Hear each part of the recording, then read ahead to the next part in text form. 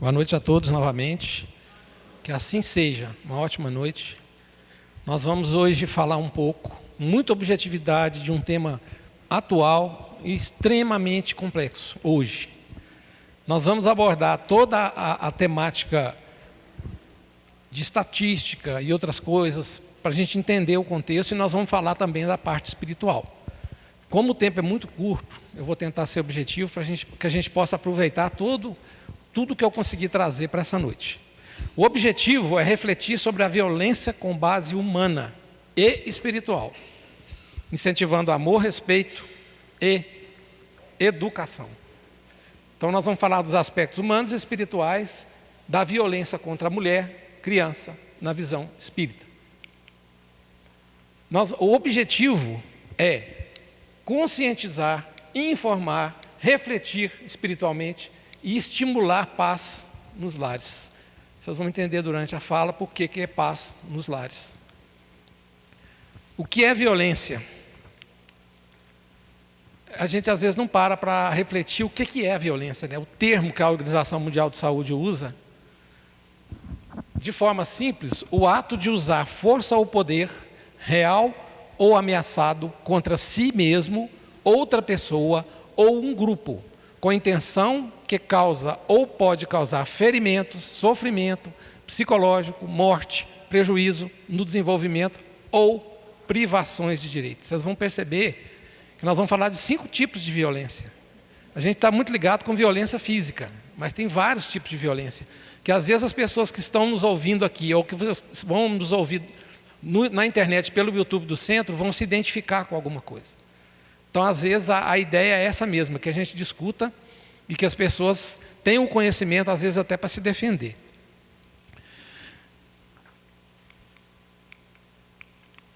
Aí, tipos de violência: física, psicológica, sexual, moral, patrimonial e negligência. Pode ocorrer dentro dos lares. Estatística de estupro de criança é cruel. Se eu não estou enganado, que eu li isso dado, mas está me falhando a memória, mais de 60% ocorre dentro de casa, com pessoas da família. É um dado estarrecedor. E das crianças pode incluir vários tipos de abuso que nós vamos tratar aqui na frente. Então vamos lá. O que é violência física, gente? É toda ação que fere a integridade corporal da vítima, causando dor, lesão ou riscos à vida. Inclui agressões como tapas, socos, chutes, empurrões, queimaduras, uso de objetos de estrangulamento, armas. Eu fiz questão de trazer a definição para ficar muito claro para a gente o que nós estamos tratando. Pode deixar marcas visíveis ou internas e configurar crime independentemente da gravidade da lesão. Isso é a violência física. Violência psicológica consiste em qualquer conduta que cause dano emocional, diminuição da autoestima ou prejuízo ao desenvolvimento psicológico. Inclui ameaças, humilhações, xingamentos, chantagem, controle excessivo, isolamento social, manipulação emocional. Muitas vezes não deixa marcas físicas, mas provoca sofrimento profundo e duradouro. Violência sexual é toda ação que obriga a vítima a presenciar, manter ou participar de ato sexual sem consentimento, por força, ameaça ou intimidação. Inclui estupro, abuso sexual, assédio e exploração sexual, impedir o uso de métodos contraceptivos, é violência sexual. Forçar a gravidez ou forçar o aborto, é violência sexual. Pode ocorrer dentro ou fora do relacionamento, inclusive no casamento. Muitas vezes eu vi muitas pessoas que aceitam esse tipo de violência porque é casado, o marido tem direito. Ele tem direito, o direito dele termina onde começa o dela. Isso é violência sexual. Moral. Aqui começa a coisa aí por um lado que a gente estuda pouco, sabe? Caracteriza-se por ações que atingem a honra, a dignidade e a reputação da vítima. Inclui calúnia, acusar falsamente de crime, difamação, atribuir fatos que prejudiquem a reputação, injúria, ofensas, xingamentos e humilhações. Afeta profundamente a imagem social e emocional da vítima. Então o leque é muito maior. A violência é muito maior. Patrimonial, coisa que realmente pouca gente não tem esse conhecimento. É qualquer conduta que cause dano, retenção, subtração ou destruição de bens, recursos ou documentos da vítima. Inclui controlar ou reter dinheiro. Isso acontece muito com idoso. Idoso que não tem mais condição de controlar suas próprias coisas. Muito golpe em cima de idoso. Pessoas com muita crueldade, que tomam a pensão, deixa a pessoa em estado de penúria. Isso é violência patrimonial. Controlar ou reter o dinheiro, destruir os objetos pessoais, impedir o acesso a bens, reter documentos, causar dívidas em nome da vítima. Muita gente aqui vai lembrar de um parente que fizeram um crédito no INSS com ele, sem ele saber. Isso é violência patrimonial. Tudo isso aqui, nós vamos ver para frente, gente, é passível de penalidade legal. Muito comum em relações abusivas e gera dependência econômica. Outra coisa que a gente não atina para isso. Negligência, violência sob o aspecto da negligência. Ocorre quando há omissão de cuidados básicos. Quantas vezes a gente escuta que idoso está internado em algum lugar e não está tendo os cuidados básicos? Quantos escândalos a gente já viu aí? Isso é negligência, isso é violência por negligência. Necessários ao desenvolvimento e à dignidade da pessoa. Então, deixar faltar as coisas para a pessoa é violência, é passível de crime, é passível de punição pela lei e tem que ser denunciado. Mais comum contra crianças, idosos e pessoas com deficiência. Inclui falta de alimentação adequada, abandono, ausência de cuidados médicos, negligência educacional, descuido com a higiene e proteção. É considerada forma grave de violência, mesmo sem agressão direta. O nosso conceito é de que bateu é violência, não bateu não é. Não é isso.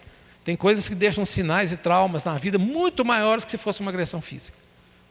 Então a gente precisa ficar muito atento para isso aí. Então vamos lá. Gente, vamos passar para a estatística. Eu já consegui trazer hoje a estatística de 2025. 2 estados, acho que é Paraíba e algum outro do Nordeste, não conseguiram enviar os dados. Então a situação que eu vou mostrar aqui é pior ainda. Olha só isso. Milhões de vítimas por ano. Milhões. Em 2025, houve um aumento expressivo nas tentativas e feminicídios. Os números mostram, isso aqui não é especulação. 1.470 mulheres foram assassinadas no Brasil no ano passado por companheiro, marido, namorado. 3.702 tentativas. 3, 4 mulheres são mortas por dia, em média, e 10 tentativas por dia. Isso aqui é alarmante, é calamitoso.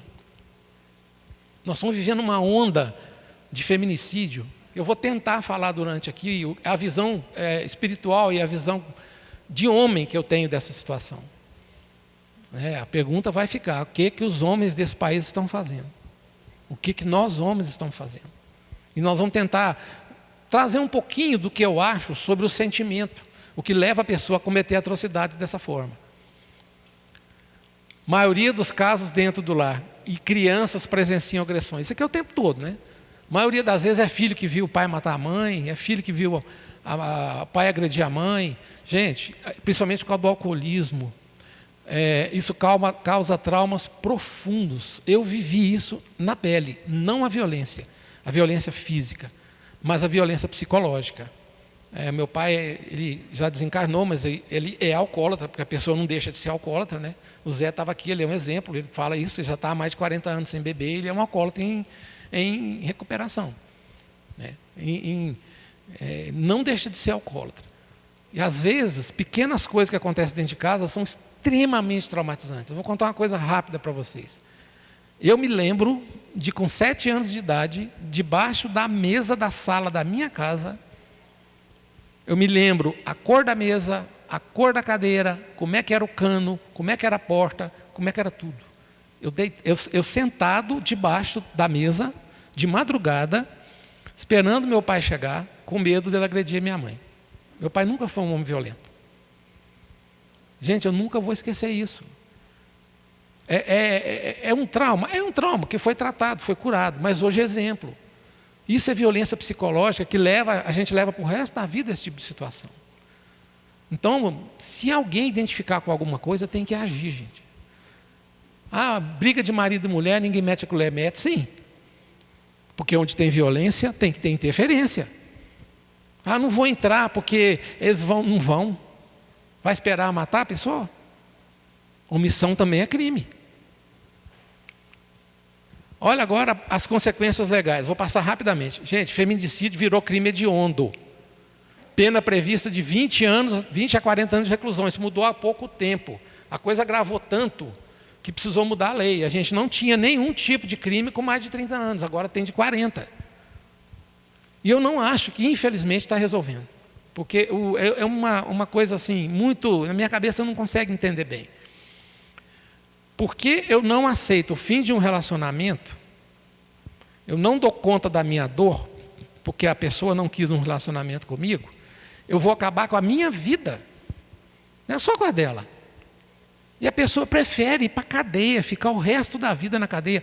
Ou no máximo, eu não sei qual que é a progressão de pena, que antigamente era 1/6 da pena, eu não sei falar se era isso mesmo, mas eu vou acabar primeiro com a minha vida.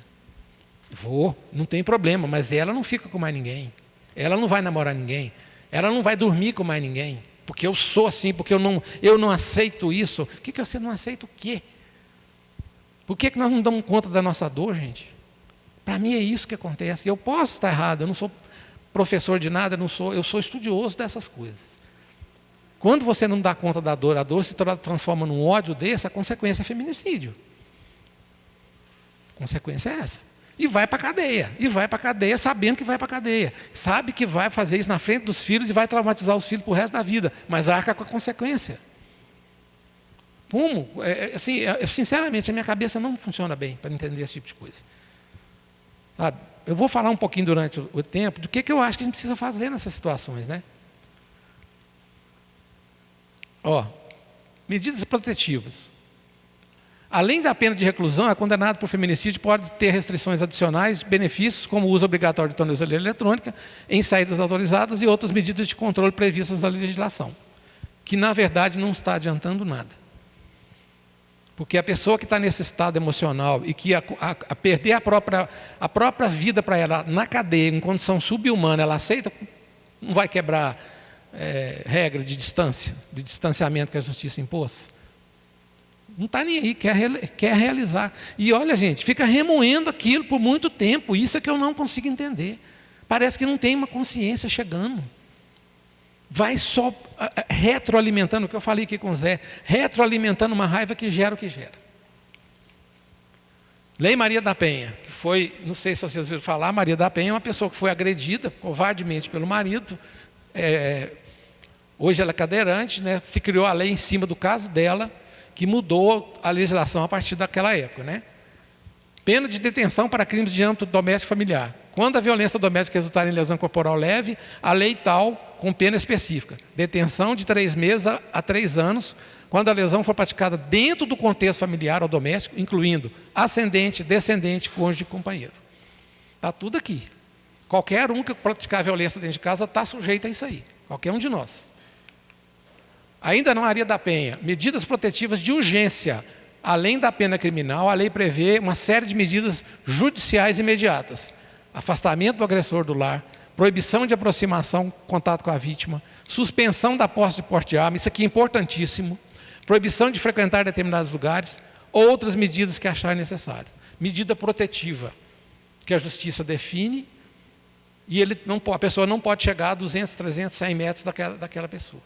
A lei fala assim, mas infelizmente, como eu falei, na minha visão, a pessoa que está sujeita a acabar com a própria vida, ir para a cadeia, passar o resto da vida na cadeia, não vai preocupar com a polícia atrás dela ou não, depois que ela fez o que ela quis, né? Vamos lá. Tem mais uma estatística aqui que eu queria falar para vocês, que é aterradora. 3,7 milhões de brasileiras sofreram violência doméstica ou familiar no último ano, segundo a Pesquisa Nacional de Violência contra a Mulher. Em 71% dos casos, havia crianças presentes no momento da agressão. A fonte, eu vou dar a fonte, Senado Federal, peguei lá. Em 2024, foram 71.892 casos de estupro. 71.892 casos de estupro, sendo que muitos estupros não são relatados. As pessoas têm vergonha. O equivalente a cerca de 196 vítimas por dia. Serviços de Informações do Brasil, foi onde eu coletei esse dado. Vamos continuar. Violência contra a criança. Estudos mostram que muitos episódios de violência doméstica são vistos por crianças que podem ter efeitos psicológicos duradouros. Fonte, Instituto Natura. Dados do panorama da violência letal e sexual contra crianças e adolescentes mostram que em violência letal é quando dá morte, né, gente? Quando mata, né? Meninas e adolescentes do sexo feminino enfrentam uma alta proporção de agressões. Esse dado é da Unicef. Ponto forte de reflexão. A violência não deixa apenas marcas físicas, afeta a psique, autoestima e desenvolvimento emocional das vítimas e testemunhas. Abusos físicos sexuais, violência, negligência e impactos para a vida toda. Gente, eu não consigo definir o que é uma violência sexual contra a criança. Eu não consigo. A minha cabeça não funciona para isso. Eu não consigo conceber isso. Não dou conta. Eu tenho, assim, uma ligação muito forte com a causa animal. Eu já tenho pavor de violência animal. Agora, violência contra a criança, dentro de casa, avô, tio, pai, irmão, primo. E o pior, tem muita coisa cobertada dentro da própria família. Como é que a gente vai entender uma coisa dessa? A parte espiritual, eu vou falar daqui a pouco, traz um certo consolo para a gente, porque não existe impunidade na justiça divina. E não adianta querer se esquivar. Como o caso que eu contei aqui do cara que estava no CTI, que estava lá apavorado. Apavorado é pouco. Ele estava num estado, porque ele viu muitos espíritos na frente dele que ele mandou matar. Então ele sabe onde é que ele ia cair. Consequências legais quanto às crianças. Crime previsto no artigo 217 do Código Penal. Refere-se a quem pratica ato libidinoso ou conjunção carnal com pessoas com condição de vulnerabilidade. Gente, menor de 14 anos não pode ter relação sexual com ninguém mais velho. Nem consensual, nem se a mãe permitir. É estupro. Então, às vezes, as pessoas não sabem disso. Ah, não, a mãe permitiu. E tem outros casos, casamento de criança nova dessa com pessoa mais velha. Caso de violência, sim, inconcebível.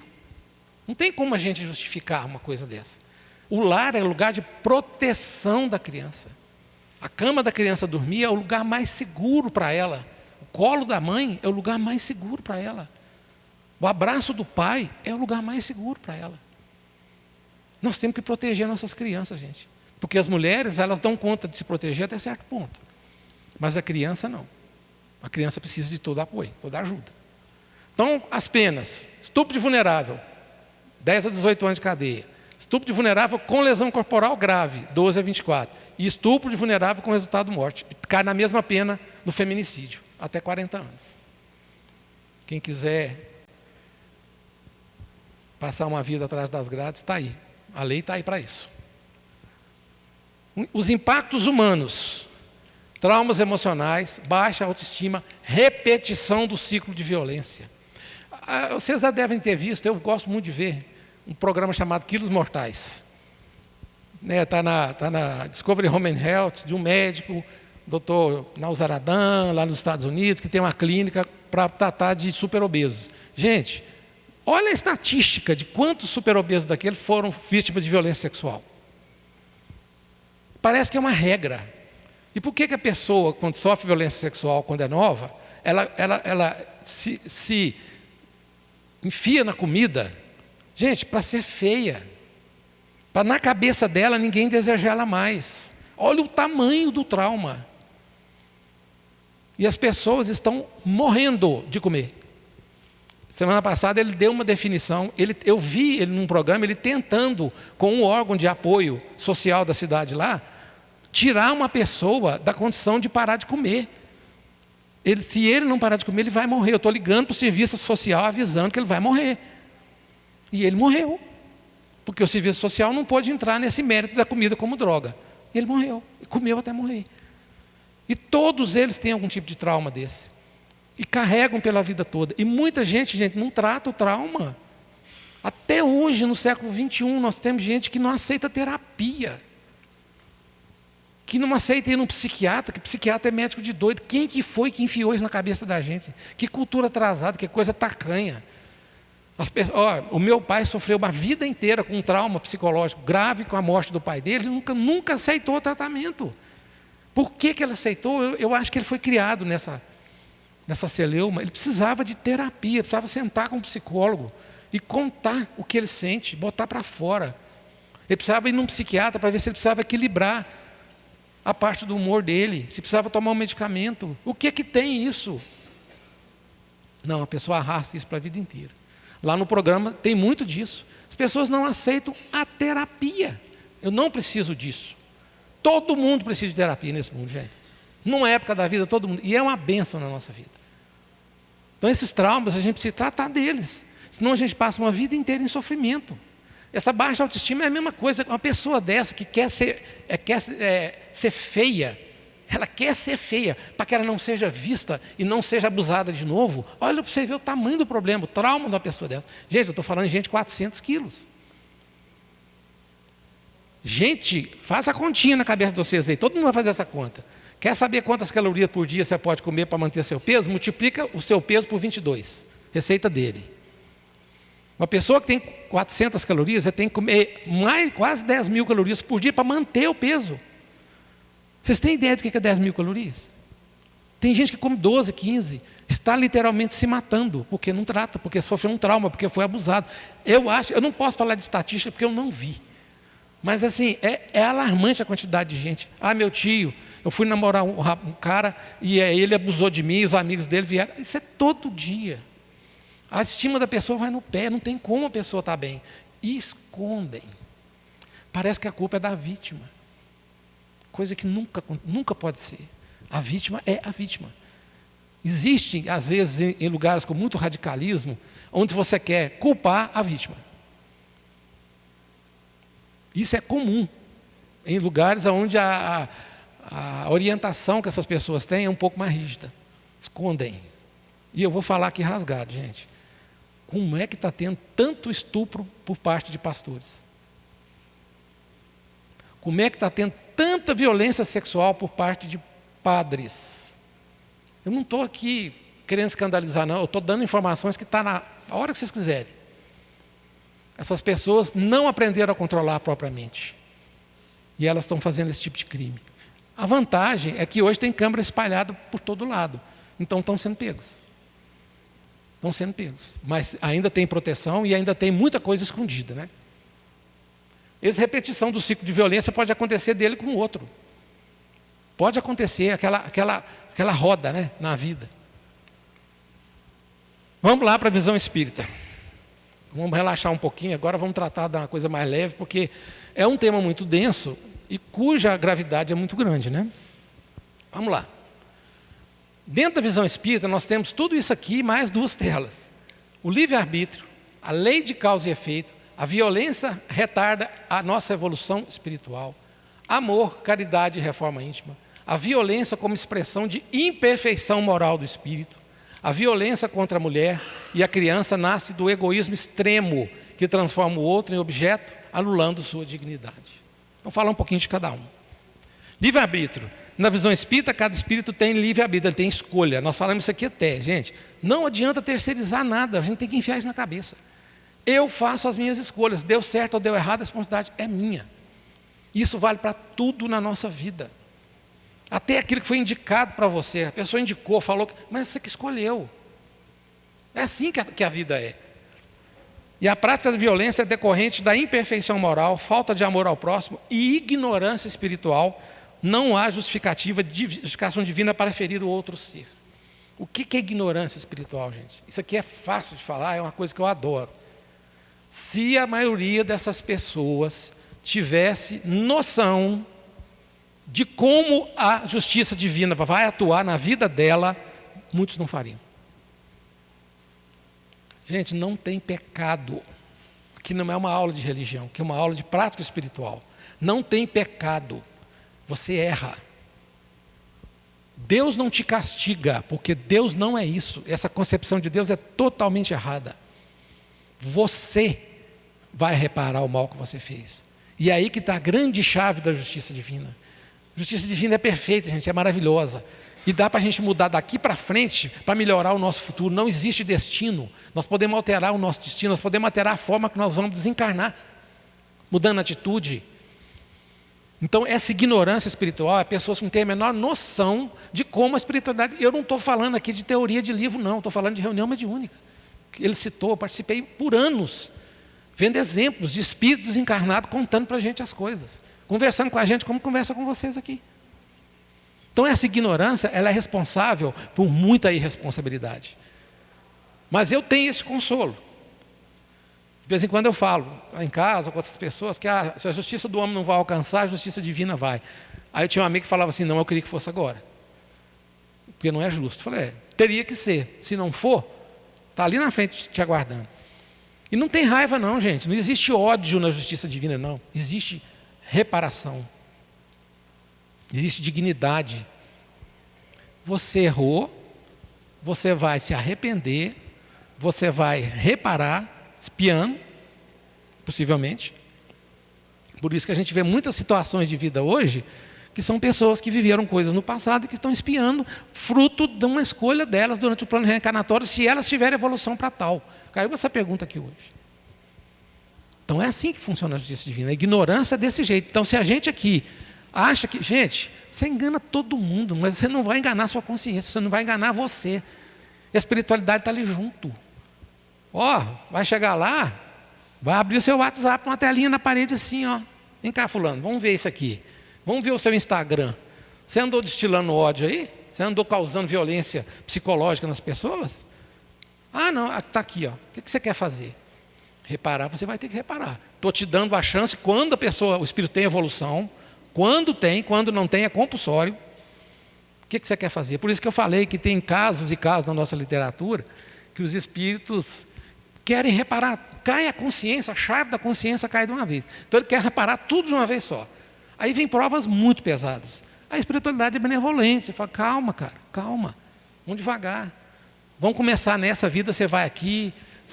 Gente, nós somos a melhor versão de nós mesmos. Nós estamos aqui discutindo bem. O Zé deu uma aula de caridade e fraternidade aqui hoje. Está ali a receita.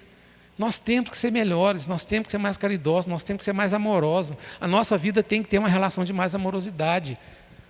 O GPS da nossa vida tem que ser as lições que o Cristo trouxe para nós. Amor, caridade e reforma íntima. O amor ao próximo e a prática do bem são os caminhos para quebrar o ciclo de violência e auxiliar na evolução espiritual. A reforma íntima é essencial. Autoexame, paciência, tolerância e trabalho de transformação interior. Está aqui a receita. Gente, é subir uma montanha com um saco de cimento nas costas. Se essas pessoas tivessem um pingo da noção que a gente fala aqui de caridade ou de outra coisa, isso não aconteceria. A reforma íntima é o que a gente mais trata, assim, em termos de base doutrinária no Espiritismo. É o melhorar a mim mesmo. Para melhorar a mim mesmo, eu tenho que me conhecer. Autoconhecimento. Por que eu tive tal reação? Eu tive tal reação? Teve. Você não viu, não? Não, então você não está se conhecendo. Por que eu aumentei o tom da minha voz com o meu filho daquela forma? Por que você fez isso? Mas eu não fiz. Fez. Está aqui filmado? Você quer mostrar? Isso é autoconhecimento. Quando a gente passa a nos conhecer, existe um negocinho muito bacana que chama-se inteligência emocional, que é como a gente vai reagir diante dos sentimentos que a gente tem. Isso é fantástico. Isso não é teoria espírita, não. Isso é de literatura, de psicologia mesmo. Eu tenho uma raiva do cão e sempre reajo errado. A hora que eu consigo contar até meio e muda a minha reação, a inteligência emocional funcionou. E nesses casos, é impressionante como é que as pessoas não têm inteligência nenhuma. Não é só emocional, não. A raiva é tanta, o ódio é tanto, A dor é tanta que a pessoa perde completamente o controle de si própria. A violência como expressão imperfeição moral do espírito. É redundante, né, gente? Mas é uma coisa que a gente precisa falar. Kardec, na pergunta 917 do Livro dos Espíritos, ele fala o seguinte: eu gosto muito de buscar na literatura espírita a palavra dos espíritos para iluminar a nossa vida, para nos dar exemplo. O egoísmo é a fonte de todos os vícios, como a caridade é a fonte de todas as virtudes. De arrepiar. Quem não teve oportunidade ainda de entrar num estudo da casa, vá. Você vai ver isso aqui o tempo todo. Coisas de uma grandiosidade sem tamanho. A doutrina espírita ensina que a violência não é criação de Deus. Gente, pelo amor de Deus. Estava a pergunta para eu responder aqui, o tempo acabou. Deus criou o mal? E estava junto a mesma pergunta. Deus condenaria um filho seu ao fogo eterno? Definição de Deus que está na pergunta 1 do Livro dos Espíritos, que é Deus? Não é quem nem o que, porque não tem o artigo masculino, porque Deus não é masculino nem feminino. Então é que é Deus. Inteligência suprema, causa primária de todas as coisas, ou causa primeira de todas as coisas. Definição maravilhosa. Em cima dessa definição, a gente já vai derivar para o Deus como de infinita bondade, infinita justiça, infinita benevolência. Então, como quem tem a infinita bondade vai criar o mal, gente? Como? Então, o que é o mal? Gente, os espíritos são criados, todos nós somos criados. Para cada um de vocês que está aqui agora tem 4 aí rodeando. É a média. Nós somos 8 bilhões e 200 milhões de espíritos encarnados e mais de 30 bilhões de espíritos na nossa biosfera, ou como quiser chamar. Então, como é que a gente faz? Reforma íntima. Deus nunca criou o mal. O mal somos nós, que fomos criados. Todos nós fomos criados iguais. E aí Deus falou o seguinte: fulano, está aí sua vida. Até interessante você falar, né? Nós temos uma vida e várias existências, é isso mesmo. Deus criou, te deu, falou assim: ó, está aqui o seu. Você tem escolha a partir de agora. Como vocês têm escolha toda hora. Você tem os caminhos. Quem não foi para o caminho correto, gerou o mal. O mal é a ausência do bem, a escuridão é a ausência da luz. Isso é muito simples. Então Deus não criou o mal, gente. Isso é uma falácia, uma coisa que está na nossa cabeça aí há anos e anos e anos. E da mesma forma, se Deus é infinita bondade e justiça, Ele condenou seu filho ao fogo eterno. Deus mandou Cristo ser barbaramente torturado, porque Ele foi torturado. Muita coisa da tortura dele a gente não sabe. O Pai mandou o Filho ser torturado. E Ele morreu para nos salvar. Isso não tem o menor sentido. Cristo viveu para nos salvar. E o Zé ainda complementou. Ele viveu para nos ensinar como nos salvar. O que é que nós estamos fazendo aqui agora? Estamos aprendendo. Ainda é dominado por paixões inferiores. Atraso moral. Orgulho, egoísmo, ciúme e desejo de posse. Essa é a expressão da imperfeição moral do espírito, segundo a doutrina espírita. A violência contra a mulher e a criança nasce do egoísmo extremo, que transforma o outro em objeto, anulando sua dignidade espiritual. Olha o tamanho do problema. Porque se pensam que a questão é só aqui, com a justiça, não, você está acabando, anulando a sua dignidade espiritual. Gente, vai reparar. Ah, mas como é que faz com o cara que praticou o mal a vida inteira, foi assassino? Ele vai chegar na perfeição? Vai. O caminho dele vai ser mais duro, mas ele vai. Todos vamos. Agora, a gente está aqui hoje, tem consciência de que a gente pode fazer isso, para melhorar a nossa vida. Dignidade espiritual, um termo que pouca gente já ouviu falar. Livre-arbítrio, responsabilidade e culpa espiritual do agressor. Não tem culpa da vítima em situação nenhuma. A vítima é vítima. O Espiritismo é claro, ninguém nasce destinado a agredir ou sofrer violência. Todos possuem livre-arbítrio, sendo plenamente responsáveis pelas suas escolhas. Qualquer escolha na nossa vida é nossa responsabilidade. Não terceiriza, gente. Não terceiriza. Não culpa Deus das coisas. Não põe Deus nessa relação, não, que Deus não está, Ele não entra nessa conta. Eu sei que às vezes fica chato para as pessoas ouvirem, que a gente fala sempre a mesma coisa, mas é a mesma coisa mesmo. Nós temos que fazer diferente se a gente quer um resultado diferente, foi o que eu disse aqui. Se tem coisa acontecendo na nossa vida, se tem dor, se tem situações infinitas que eu falei aqui, alguma coisa precisa ser feita com urgência. Com urgência. Salvem, protejam as crianças. O Espiritismo é claro. Ninguém nasce destinado a agredir ou sofrer violência. Gente, reencarnação, não existe reencarnação para o mal. A gente tem que pôr isso na nossa cabeça. A reencarnação é para você evoluir. Então eu não vou dar para você uma expiação difícil por maldade, não. Você vai reparar uma coisa que você fez. A justiça é muito perfeita nesse ponto. Então a justiça divina não tem injustiça.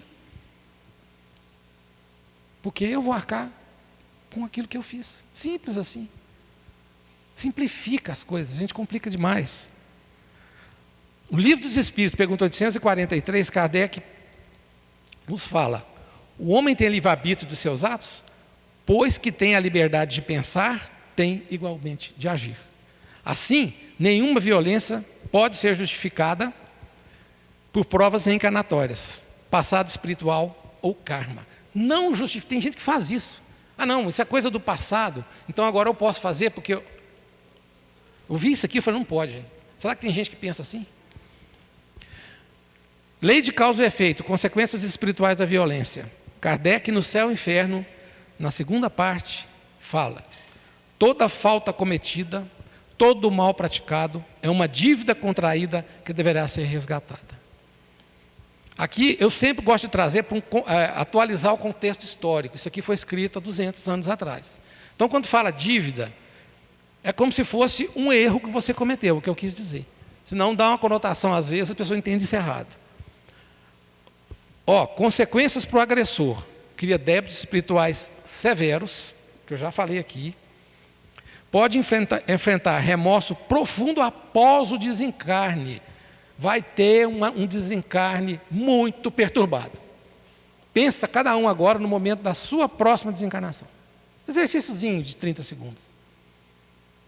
Como é que eu vou chegar lá? Gente, se contrai um negócio desse e você passa para o mundo espiritual e lá você ganha um pouco de consciência, você vai ficar muito perturbado. Vai ser muito complicado. A justiça divina é benevolente, os espíritos são benevolentes, eles vão nos dar os caminhos. Mas nós temos que fazer a nossa parte, e essa parte é a reparação, e não tem conversa, não tem discussão. Permanece ligado vibratoriamente à vítima, pela culpa. Olha para você ver que coisa. E a culpa, gente, ela nos corrói, ela nos consome. Enquanto o medo nos paralisa, a culpa nos corrói. Se tem culpa no coração de alguém aí, de alguma coisa, vamos limpar. Vai ser uma maravilha, vai ser uma bênção na nossa vida. Nós já temos tantos, como diz o Sérgio, tantos desafios nessa vida, e a gente não precisa criar mais desafio para a gente, não, a gente já tem muitos. Então, se a gente está nessa condição, vamos limpar o nosso coração.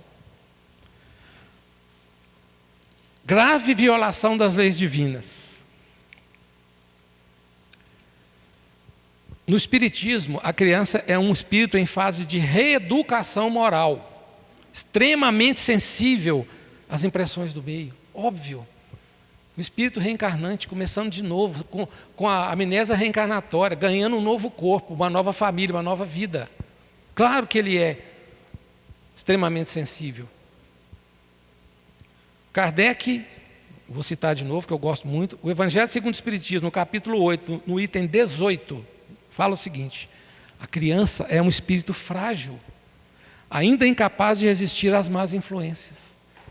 E aí que vem a maldade das pessoas e aproveita da inocência das crianças. Que aí, para mim, agrava muito mais o problema.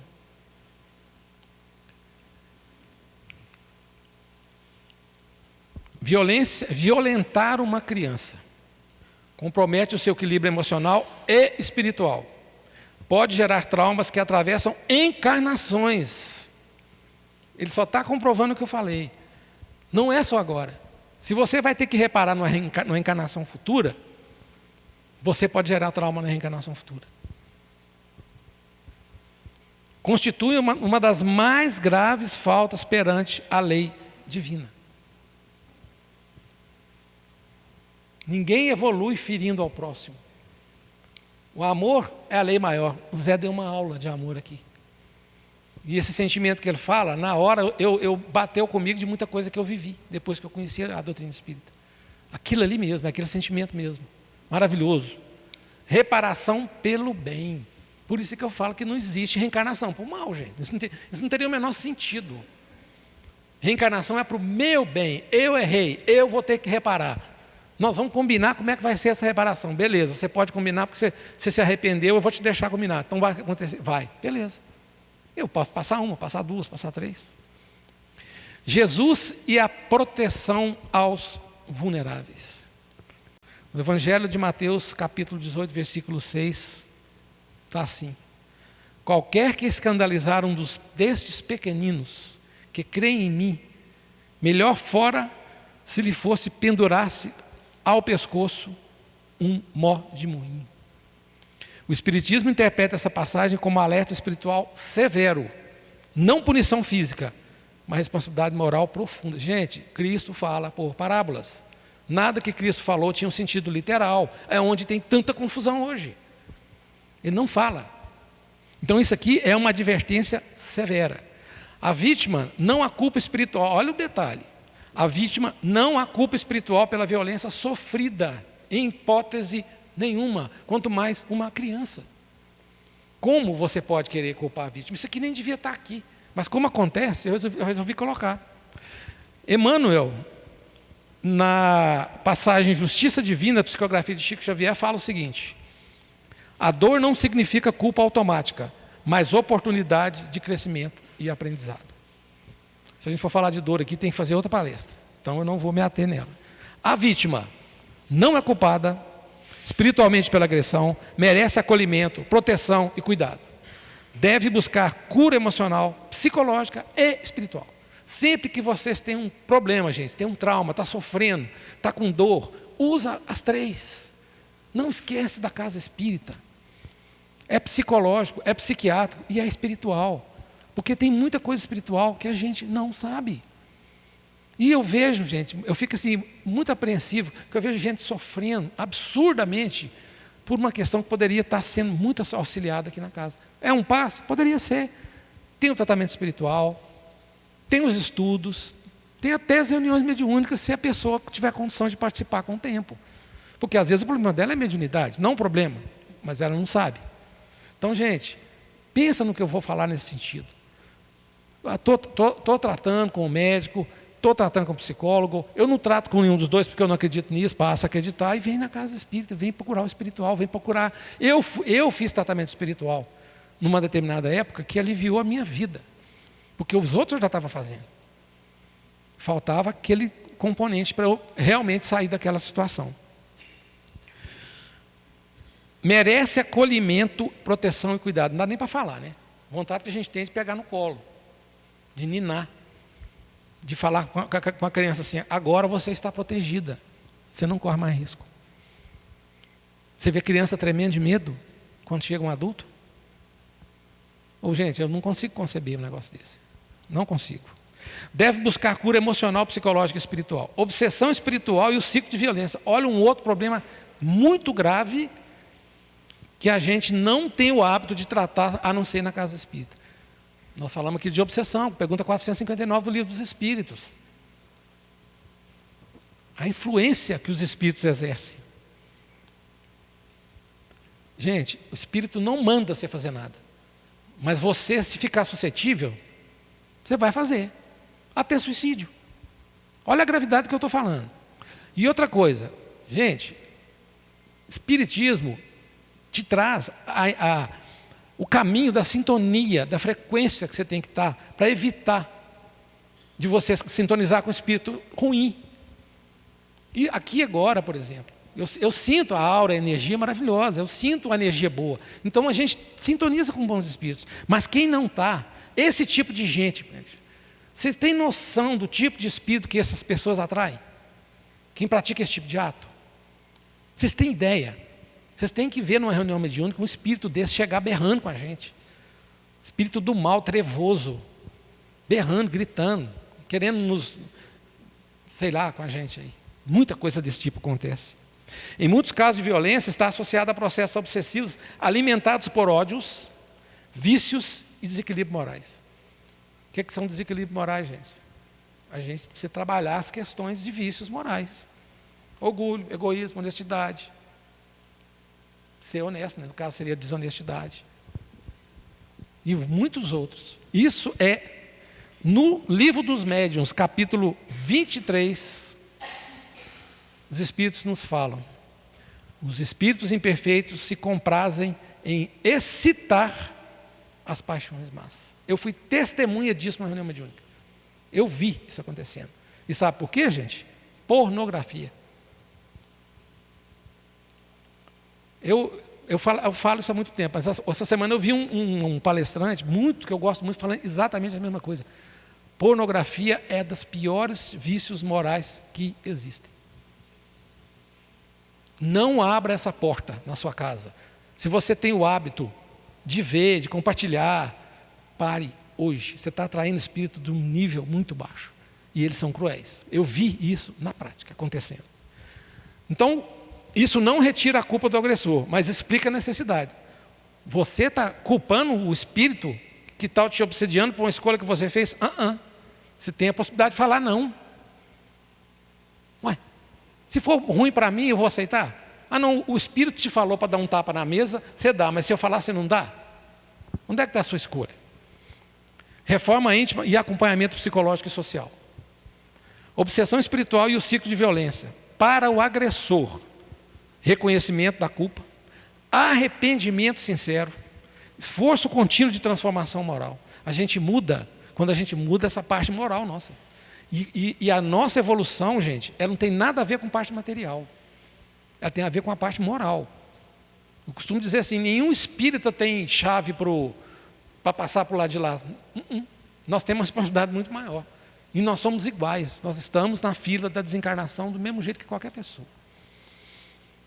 André Luiz, no livro Domínios da Mediunidade, fala o seguinte: sem renovação interior não há libertação espiritual. Gente, não vai mudar se continuar tomando as mesmas atitudes, querendo um resultado diferente. Não vai.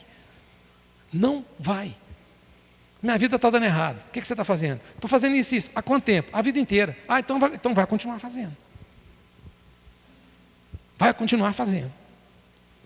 Para a vítima, acolhimento fraterno. Gente, acolher a vítima disso. A gente às vezes, eu não sei o que acontece, que quando tem uma morte, a gente já fica cismado. Não ajuda, não chega perto, tem uma barreira com uma pessoa em sofrimento. E uma pessoa vítima de violência sexual, por exemplo. Nós vamos fazer de conta que não aconteceu nada porque é sexo. Sexo não pode ser falado. Sexo tem que ser discutido. Sexo é energia divina. Aqui no Espiritismo tem muitas obras, como de Emmanuel e outras, como Sexo e Destino, que desmistificam isso. Acolha a vítima. Fortalecimento da autoestima. Difícil, vai ter que ser terapia, tem casos que são anos. Fortalecimento da autoestima, espiritualidade como apoio, nunca como imposição. Não tem proselitismo aqui não. Ninguém vai trazer o cara para a casa espírita na marra, não. Não quero convencer ninguém a entrar para cá. Isso é uma das coisas que eu mais gostei quando eu cheguei aqui. A pessoa vem porque ela quer. Dizem que se vem para a casa espírita por duas formas, né? Pelo amor ou pela dor. Eu vim pela razão. E a razão me conquistou. E eu estou aqui há 20 anos. Os caminhos da transformação: educação moral, evangelho no lar, apoio psicológico e espiritual. Gente, eu vou recomendar todas as vezes. Pega um livro dignificante. Caminho, Verdade e Vida, Fonte Viva, Ave Cristo, o Evangelho, igual nós estamos fazendo na minha casa agora. Senta num dia da semana com a sua família. Minha mulher não quer, senta sozinho. Meu filho não quer, senta com a sua esposa, com o seu marido. Faz a proteção espiritual da sua casa. Isso funciona, tem estudo científico que mostra o funcionamento do Evangelho no lar. Faz uma aura de proteção. O clima é gostoso, põe uma aguinha. Abre, faz uma oração, pede a espiritualidade porque se você marcar data e horário, a espiritualidade vai estar te esperando naquele horário. Tem que ser rigoroso, eles são rigorosos, eles são pontuais. E depois você sente Como é que vai ser a aura da sua casa? Gente, a nossa casa é um tempo de paz. Nossa casa não pode perder a paz. Quando eu dei o meu exemplo aqui da questão do meu pai, quando eu tinha 7 anos, gente, uma coisa que a gente não tinha era paz. Até hoje eu não me esqueço daquela sensação. Hoje eu pude reparar com ele, no momento que ele precisou de mim, nós podemos igualar nossas coisas, a nossa vida. Ele desencarnou, foi embora já com perdão completo, com entendimento. Mas, gente, imagina você não ter paz para deitar na sua cama para dormir. Vocês já pensaram nisso? Você vai para casa agora, vai fazer uma jantinha, vai assistir sua televisão, vai ver um futebol, vai ver um programa, vai tomar um banho e vai deitar e dormir em paz. Quando você não tem essa paz? Aqui, ó, ajuda a gente a ter essa paz. Isso é receita de vida. Caminhos de proteção. Incentivar duração, apoio psicológico, rede de proteção. E aí tem a rede de proteção dos aparelhamentos públicos, educação e cultura de respeito. Eu acho que tinha que ter esse tipo de coisa na escola. Então a gente está evoluindo, de se incluir alguns temas na escola. Como educação financeira seria extremamente importante, como educação sexual seria extremamente importante, como respeito aos animais seria extremamente importante, como discussões de preconceitos. Discutir abertamente, mas distorcem tudo, gente. Ser humano é todo mundo igual, não adianta, nós temos que respeitar o outro da forma que ele é, ponto final. Então essa reeducação é o que vai nos trazer um caminho também para a reparação. A fé, a prece e o trabalho de assistência social, grupos, centros espíritas, ajudam a reconstruir a autoestima, cura emocional e sentido da vida. Gente, vocês não têm noção, eu até arrepio, do que isso aqui faz na vida da gente, aqui numa casa espírita. Lá no Joana d'Arc tem um estudo lá, todo domingo, chama-se, como é que é o nome mesmo? Eu esqueci. Alguém sabe o nome? Não, né? Oficina de Sentimentos. Eu fiquei lá só 10 anos, gente. Esqueci o nome, dureza, estou ficando velho, né? 10 anos. Eu nunca vi uma coisa tão espetacular. Esse momento de perguntas e respostas aqui, para mim, ele é maravilhoso. Maravilhoso. É o ponto que a gente mais desenvolve, a gente que está aqui falando. Oficina de sentimento, você vai ter 3 temas. Você vai chegar lá no dia, vai ser sempre um tema que é para você. Você vai sentar num grupo, tem um facilitador, você vai falar e vai ouvir. Isso muda a nossa vida completamente. E é por isso que eu falo que esses grupos em centros espíritas são coisas maravilhosas para a nossa vida. Eu, se dependesse de mim, eu morava no centro espírita hoje. Porque eu gosto tanto daqui, eu gosto tanto dessa coisa. Me faz tão bem. Que realmente eu amo a casa espírita. E é esse sentimento, até que o Zé falou de amorosidade aqui, que a gente aprende aqui dentro. E para concluir, mensagem final, nosso prazo está acabando. Mensagem de esperança. A violência não é destino inevitável, gente. É evitável. Eu nasci predestinado. Não, você não nasceu. Reencarnação não é para o mal, já falei isso muitas vezes. Então é um destino evitável. É um problema social, moral e espiritual, que pode ser combatido com amor, educação e reforma íntima. Convite a uma reflexão individual. Machucar o outro ser é ferir a si mesmo também, espiritualmente. Não ache que você está fazendo violência com o outro, que vai ser só com ele. No Fonte Viva de Emmanuel, psicografia de Chico Xavier, ele fala o seguinte: a verdadeira paz começa no respeito ao próximo. Combater a violência é dever moral, social e espiritual de cada um de nós. Silenciar diante dela é compactuar com o mal. A paz começa no coração. O amor transforma os destinos. Obrigado, boa noite, até a próxima.